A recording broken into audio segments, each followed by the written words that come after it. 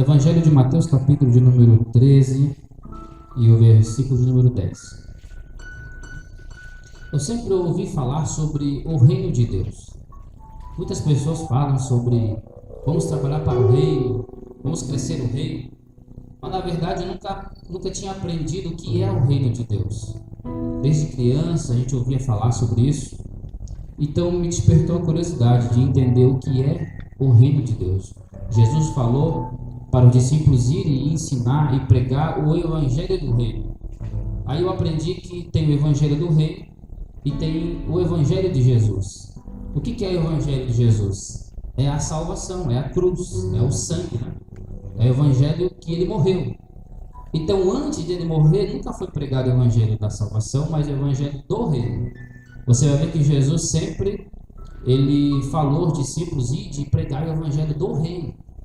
Os 70 discípulos, os 12 discípulos, João Batista, né, ele começou a pregar o reino de Deus. Então nós vamos entender o que é o reino de Deus e o que tem a ver o reino de Deus com salvação e também galardão. Olha o que diz então em Mateus capítulo 13, versículo 10. E cercando-se dele os seus discípulos, disseram-lhe: por que falas por parábolas?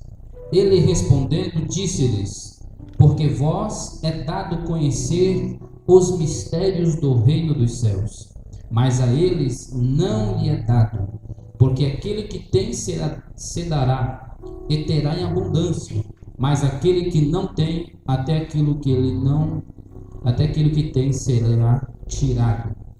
Então olha que interessante. Você já deve ter ouvido falar que Jesus ensinava por parábolas para ficar mais fácil, né? Para a multidão entender. Eu quando criança aprendi assim, que quando Jesus falava por parábolas era para nós aprender melhor, para ensinar melhor. E quando eu li esse texto eu vi que não é bem assim. Eu já entendi que Jesus pregava por parábolas para a multidão não entender. Aí eu disse, mas Senhor, mas como assim? Jesus pregava por parábolas para eles não entenderem. Aí os discípulos chegaram e falavam, Senhor, por que falas por parábolas? Aí Jesus falou, eu falo por parábolas porque eu quero que eles não entendam. Mas eu quero que vocês entendam. Vocês que estão comigo vão entender o que eu vou dizer. Porque a vocês que estão comigo vai ser dado a entender os mistérios do reino de Deus. Então a multidão ouvia Jesus falar, mas eles não entendiam nada. Eles não compreendiam o que Jesus falava. Aí os discípulos em particular chamavam Jesus e falavam, Senhor, explica-nos para nós essa parábola. Aí Jesus explicava, mas só os discípulos entendiam. Então Jesus falava por parábolas para tornar difícil o povo entender, mas tornar fácil aquele que está com Jesus. Aquele que está com ele aprende com ele, que tem intimidade aprende com ele. Então, irmãos, o que é salvação? Salvação, o apóstolo Paulo vai escrever lá em Efésios, capítulo 2, versículo 8. Ele vai dizer que a salvação é dada pela graça. Ele fala, pela graça sois salvos. E isso não vem de vós, é um dom de Deus. É mediante a fé. Você teve fé, creu, Jesus te salvou. Você creu em Jesus, então ele vem e te salva, te dá a salvação. Aí ele fala que isso não é por obras, para que ninguém vos glorie numa obra. Já pensou se Jesus falasse assim, aquele que salvar, aquele que ir atrás das almas e conseguir ganhar 10 almas para o meu reino, esse vai ser salvo. Acho que de repente nós ia trabalhar mais, né, para Jesus. Mas como ele não deu nenhuma obra para nós fazer, apenas ter fé e seremos salvos. Só basta isso. E não é por obras, porque senão aquele que fez muitas obras, ele ia se vangloriar, dizendo, olha, eu fiz tantas obras para o Senhor, então eu mereço ser salvo. Aí aquele que não conseguiu fazer nada, lá no leito da enfermidade, aceitou a Jesus e morreu.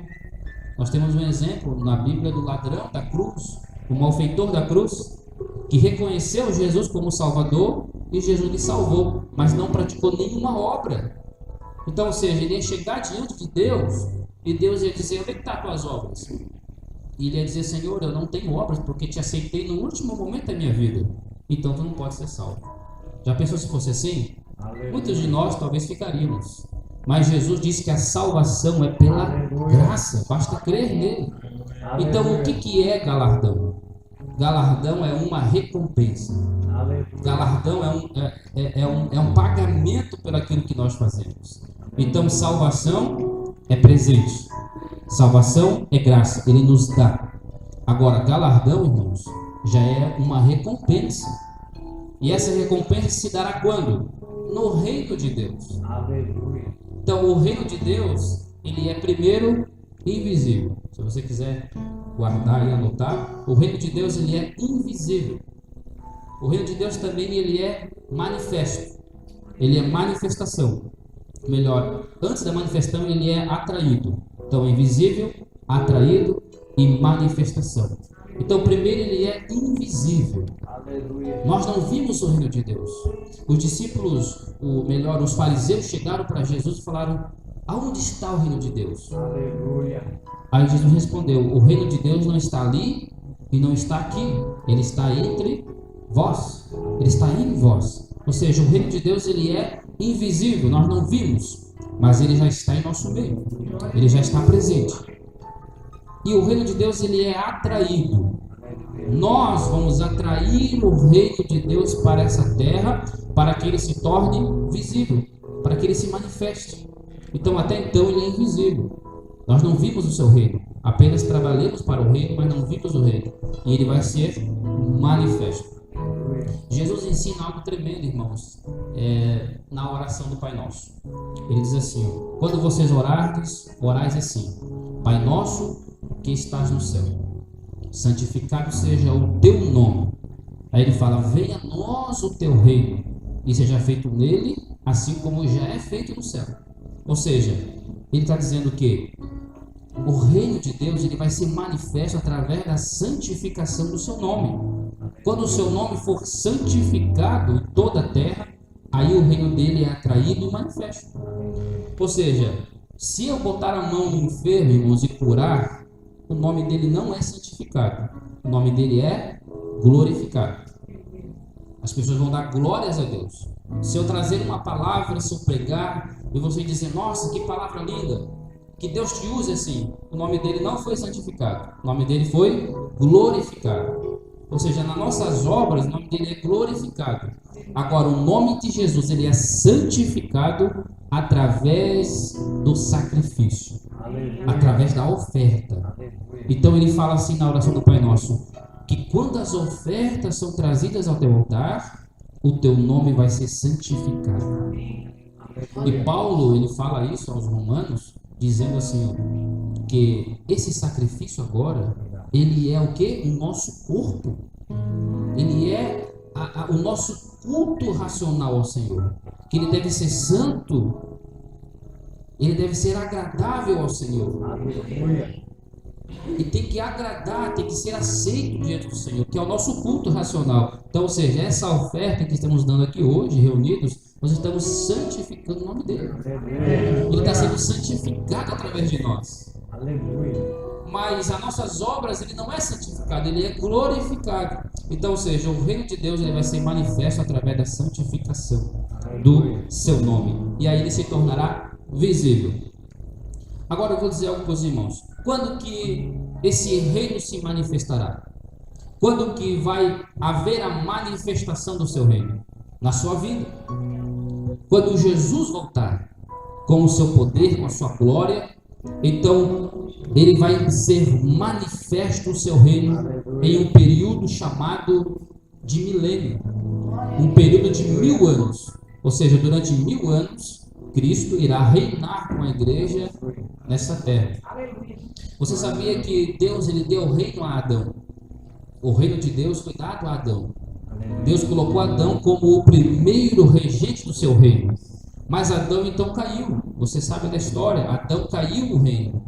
Satanás veio e roubou e arrancou o poder da mão de Adão de reinar. E agora todos os reinos passaram a ser do diabo. Todos os reinos do mundo vieram a ser dele. Lembra quando Jesus estava lá no deserto? Que ele foi tentado. O que o diabo fez? Levou ele e mostrou todos os reinos do mundo. E disse: se me adorares, eu te darei todos os reinos. Ou seja, os reinos estão na sua posse. Lá de Daniel também, o anjo Gabriel vem até Daniel. O príncipe que regia naquela época era o reinado da Pérsia. Então, ou seja, existe um demônio que rege o reino naquela época e ele prendeu Gabriel. E Gabriel, quando ele deu a revelação a Daniel, ele voltou e ele disse: agora eu vou voltar, mas eu ainda tenho que pelejar contra o rei da Grécia. Ou seja, ele sabia que ainda tinha outro príncipe. Então o diabo ele tomou os reinos da mão de Adão. Agora ele vai reinar. E quando Jesus voltar, ele vai tomar todos os reinos para ele de volta. Vamos ver isso, irmãos. Olha só que vamos acompanhar na palavra, né? Senão eu falo muito e acabo não mostrando os textos para você. Aleluia. Olha o que diz lá em Apocalipse. Glória. Aleluia. Apocalipse. Mediante ao toque da 7ª trombeta. Olha lá. Apocalipse capítulo 11, o versículo de número 15. Vai dizer assim, ó. E tocou o 7º anjo a trombeta, e houve no céu grandes vozes que diziam: os reinos do mundo vieram a ser do nosso Senhor. Ou seja, ainda não é de Jesus. Os reinos não estão nas suas mãos. Ele tem a soberania de tudo. Ele pode fazer o que ele quiser, mas o domínio está na mão do diabo. Ele está operando. A Bíblia diz que ele é o príncipe deste século. Mas quando ele voltar com a sua glória, todos os reinos vão ser dele. Ele vai tomar o reino. É por isso que a Bíblia diz que o reino dele é tomado à força. E Jesus se manifesta e toma o reino da mão do adversário. E ele vai botar o reino na mão de quem? Quem é que vai reger? A igreja do Senhor. Eu e você vamos reger no reino de Deus. Ele vai tomar posse. Ele diz lá em Apocalipse capítulo 1 ali, capítulo 2, ele diz que a igreja do Senhor vai receber uma vara de ferro para reger as nações com ele. Aleluia. Então esse, irmãos, é o reino de Deus, que vai ser pregado. Vai ser um reino de justiça durante 1000 anos diante do Senhor. Só que esse reino, irmãos, ele começa com regras. Ele tem muitas regras. Não é regras como nós vivemos hoje, mas são regras do mundo espiritual. Vamos entender melhor essa parte. Olha lá em Mateus, no capítulo 5. Em Mateus capítulo 5, olha, Jesus, ele fala do capítulo 5 até o capítulo 5, capítulo 6, o capítulo 7, Jesus vai estar ali ensinando sobre as parábolas do reino. Ou seja, todas as parábolas do reino, eles não são parábolas de salvação, mas são parábolas do reino de Deus, parábolas de galardão. Ou seja, todas as parábolas de Jesus, do reino de Deus, que fala do reino de Deus, ela está se referindo, né, a galardão e não a salvação. Então nós temos que entender essa parte. Em Mateus capítulo 5, a partir do versículo 1, ali vai estar as bem-aventuranças. E Jesus vai estar ensinando ali sobre as bem-aventuranças do crente e o que ele vai receber no seu reino, dentro do seu reino. E no versículo 3 ele vai dizer assim: bem-aventurado os pobres de espíritos, porque deles é o reino dos céus. O que você entende sobre ser pobre de espírito? A gente aprendeu muitos anos que crente tinha que ser pobre, né? Que o crente é pobre, que o crente tem que ser pobrezinho, né? Tem que ser coitadinho. Mas não é essa a palavra que Jesus está falando. Ele está falando que nós temos que ser pobres de espírito. O que é pobre? Pobre é aquele que necessita de alguma coisa. É aquele que necessita de uma ajuda, aquele que necessita de um dinheiro, necessita de alguma coisa. Então Jesus está falando, aquele que sempre necessitar de mim, esse será pobre de espírito, e eu sempre vou estar dando a ele o que ele precisa. Porque aquele que se acha rico espiritual é aquele que não precisa de nada. É aquele que diz: eu já tenho tudo, eu já oro bastante, eu já prego bastante, eu já louvo demais, eu sou espiritual demais. Esse é o rico espiritual. Ele nunca precisa de nada. Ele vem, senta no banco e se a palavra não estiver legal, ele vai embora, porque ele é rico em espírito. Mas Jesus falou assim, ó, que aquele que for pobre de espírito, ou seja, aquele que entrar na sua casa e dizer: Senhor, eu estou aqui, eu não tenho nada nessa noite, eu estou vazio, eu preciso me encher de Ti, eu não tenho nada nessa noite. Você vai começar a dizer: Senhor, me ajuda, porque eu sou pobre de espírito, eu preciso da Tua ajuda. Eu sou pobre de oração. Eu sou pobre de jejum. Eu preciso que você me ajude. E aí Deus vai começar a te encher. Ele vai começar a te dar. Ele vai ver que você sempre vai estar necessitando de alguma coisa. Ele vai ver você de longe e vai dizer: meu filho necessita, eu vou lá e vou dar para ele. Ele vai cada vez mais te encher, porque você é pobre de espírito e você precisa dele. Ele vai dizer também que o reino dele, irmãos, olha, aquele que sofre perseguição por causa da justiça, esses, deles é o reino dos céus. O que é alguém que sofre por causa da justiça? Aleluia. É aquele irmão que está na sua empresa trabalhando, é você que está na sua empresa trabalhando. Aí chega alguém e diz assim: ei, vamos hoje sair um pouquinho mais cedo. Vamos dar uma fugidinha hoje, alguém bate o ponto para nós. E você vai dizer: não, eu sou justo. Não, eu vou sair no horário certo. Aí você passa a ser perseguido porque você faz o certo. Você está sendo justo, está sofrendo por causa da justiça. É isso que Deus está falando. O reino dele, quando ele se manifestar, você fará parte deste reino, porque você sofre por causa da justiça. Você é aquela pessoa que quer fazer as coisas certas. Você não quer cometer erros. Enquanto muitos são injustiçados, você quer ser justo. Você vai na venda comprar algo e recebe o troco errado. A mulher do caixa, ela te dá um troco a mais. E você percebe isso. E você fala: não. Vai ter que contar testemunho, né? Que Deus deu dinheiro para você. Não, você não foi justo. E o reino de Deus não é feito de injustiça. Ele é um reino de justiça. Você não poderá reinar com ele. Aleluia. Porque o avarento, a Bíblia diz que ele vai ficar de fora do seu reino. Sabe quando ele se manifestar com o seu reino? Vai existir pelo menos 4 tipos de pessoas. 4 tipos de pessoas quando ele se manifestar. Vai existir os salvos, na totalidade, todos os salvos que crerem em Jesus. A Bíblia diz que todo aquele que invocar o seu nome será salvo. Invocou o nome dele, creu, será salvo. Então esses vão ser os que vão ser salvos. A segunda classe de pessoas serão aqueles que eles serão salvos, mas possuirão o reino. Porque vai existir o que vai ser salvo e não vai possuir o reino de Deus. Vai ser apenas salvos, mas não vai tomar posse do reino. Então vai ter aquele que vai possuir o reino. A terceira classe de pessoas são aqueles que não foram salvos, não possuíram o reino, mas também não morrerão. Porque nós aprendemos que quando Jesus voltar, todos os crentes vão viver, os ímpios vão morrer tudo. Então Jesus vai matar todos os ímpios e quem vai viver é só os crentes. E não é verdade. Tá? Vou mostrar para você na Bíblia daqui a pouquinho aonde está escrito isso. Ou seja, vai ter aqueles irmãos. Eu vou dar um exemplo. O teu vizinho. O teu vizinho, ele é uma pessoa que ele não é mau. Ele não é um homicida, ele não é um alcoólatra. Ele é uma pessoa boa. Só que ele não aceitou Jesus. Ele não quer Jesus. Você até evangelizou, mas ele não quer Jesus. Então, quando Jesus se manifestar, antes dele se manifestar, vai haver o quê? Vai haver o anticristo, o reino do anticristo. E esse teu vizinho, ele não vai se opor ao reino do anticristo. Ele não vai aceitar o reino do anticristo. Ou seja, o anticristo vai vir com a sua marca, vai vir com os seus decretos, com as suas leis, e o seu vizinho lá que não é crente, ele não vai aceitar. Ele vai dizer: não, eu não vou aceitar o reino do anticristo.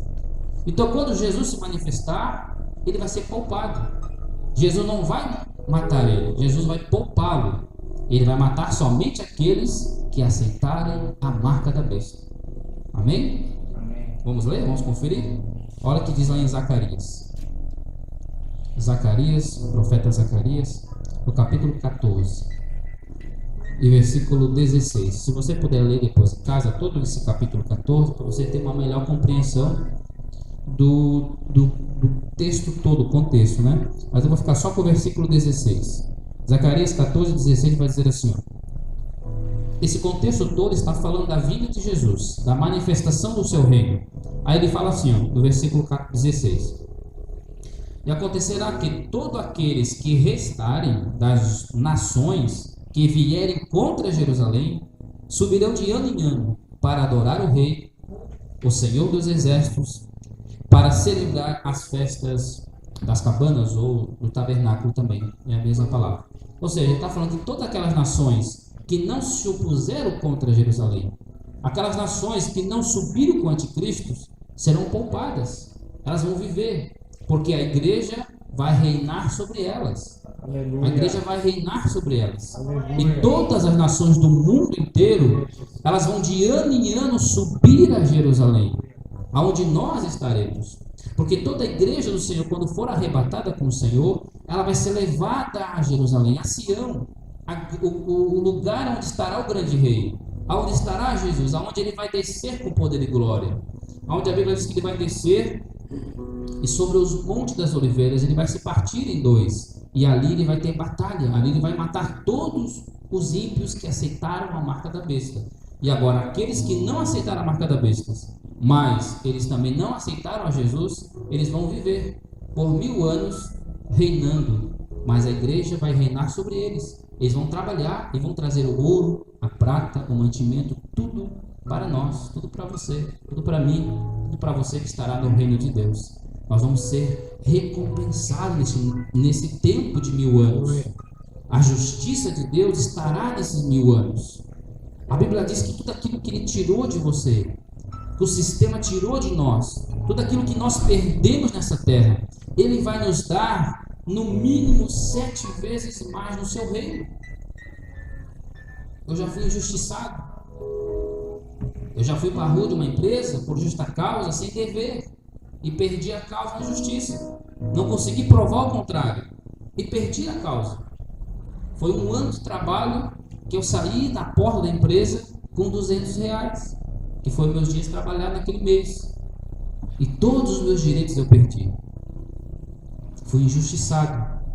Só que às vezes algumas pessoas não entendem, até às vezes a minha esposa não entende isso, e eu falo assim: fica tranquilo, que um reino de justiça vai se manifestar neste mundo. Amém. E quando esse reino de justiça se manifestar, Deus ele vai olhar para mim e vai dizer: você foi injustiçado, não foi? Foi, Senhor. Então está aqui 7 vezes mais. Aquele que te tirou, eu vou tirar dele e vou dar àquele que não tem. Então fique tranquilo, irmão. Tudo aquilo que você foi injustiçado neste mundo, Ele vai te dar no reino dele. Ele vai te devolver em 10 vezes mais. As pessoas, e a Bíblia ainda diz, as parábolas do reino vai dizer assim, ó, que no lugar onde você foi humilhado, ali Ele vai te colocar para te exaltar.